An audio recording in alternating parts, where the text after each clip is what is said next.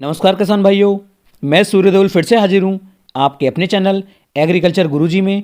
किसान भाइयों, आज हम बात करेंगे गन्ने की फसल के अंदर पोटास और कैल्शियम नाइट्रेट इन दोनों को एक साथ मिक्स करके क्या हम इनका उपयोग अपने गन्ने की फसल के अंदर कर सकते हैं या फिर नहीं, या फिर पेड़ ही गन्ने में कर सकते हैं या फिर पौधे गन्ने के अंदर कर सकते हैं या फिर नहीं। पूरी जानकारी मैं इस वीडियो में आपको देने वाला हूँ। वीडियो को आप पूरा देखें, तभी आप एक सही और अच्छी जानकारी ले पाएंगे। इस वीडियो को बनाने का मकसद मेरा सिर्फ यही है।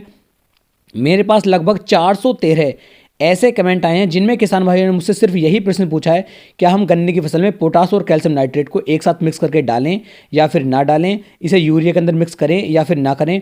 तो इसलिए मुझे ये वीडियो बना करके देनी पड़ रही है। और इस वीडियो को यदि आप पूरा देख लेते हैं तो मैं इसमें आपको पूरी डोज की मात्रा बताऊँगा, इन्हें एक साथ मिलाना है या नहीं, इनमें अंतर रखना है या नहीं, किसके साथ आप इन्हें मिला सकते हैं या नहीं, सब कुछ मैं इस वीडियो में किसान भाइयों आपको बताने वाला हूं। तो आप इस वीडियो को पूरा देखें, तभी आप एक सही और अच्छी जानकारी प्राप्त कर पाएंगे। यदि अभी तक आपने अपने भाई के चैनल को सब्सक्राइब नहीं किया है तो आप अपने परिवार एग्रीकल्चर गुरुजी को सब्सक्राइब कर सकते हैं और अपने परिवार को बड़ा करने में मेरी मदद कर सकते हैं। तो चलिए शुरू करते हैं।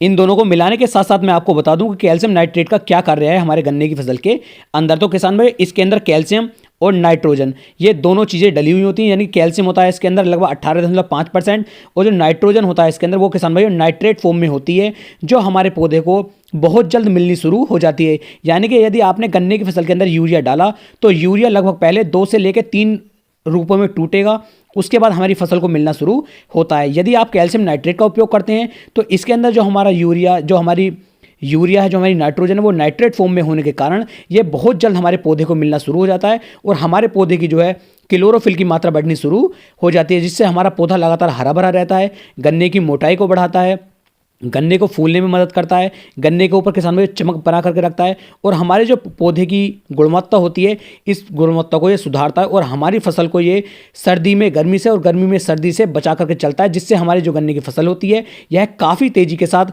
ग्रोथ करना शुरू कर देती है और गन्ने की जो मोटाई होती है यह धीरे धीरे बढ़नी शुरू हो जाती है। अब बात कर लेते हैं पोटास के बारे में। तो किसान भाई, पोटास जो है, पोटास भी एक ऐसा खाद है, एक ऐसा तत्व है, यदि हम इसका उपयोग अपने गन्ने की फसल के अंदर किसान भाइयों करते हैं तो ये भी हमारे गन्ने की मोटाई को बढ़ाता है, गन्ने की ग्रोथ को बढ़ाता है, गन्ने की चमक को बढ़ाता है। यानी कि कुल मिलाकर यदि मैं बात करूं तो इन दोनों का कार्य जो है लगभग एक सा ही होता है। लेकिन यदि ज़्यादा ताकत की बात की जाए तो कैल्शियम नाइट्रेट के अंदर ज़्यादा ताकत होती है, जो हमारे गन्ने की फसल के लिए ज़्यादा उपयोगी माना जाएगा पोटास के मुकाबले। वैसे दोनों ही बहुत ज़रूरी हैं, लेकिन किसान भाई यदि इन दोनों में कंपेयर किया जाए तो कैल्शियम नाइट्रेट की पावर ज़्यादा होती है पोटास के मुकाबले। अब बात कर लेते हैं इन दोनों को यदि हम मिक्स करके इनका उपयोग करेंगे तो क्या फ़ायदे मिलेंगे और इनका यदि हम अंतर रखते हैं तो हमें क्या फ़ायदे मिलने वाले हैं। तो किसान भाई, बात कर लें, जब हमारे गन्ने की फसल के अंदर मान लीजिए 2 से लेकर 3 पोइयाँ पड़ जाती हैं, उस समय पर आप कैल्शियम नाइट्रेट का उपयोग भी कर सकते हैं और पोटास का उपयोग भी कर सकते हैं। इन दोनों को आप एक साथ मिक्स करके भी उपयोग में ला सकते हैं, कोई भी साइड इफेक्ट आपको देखने को नहीं मिलेगा।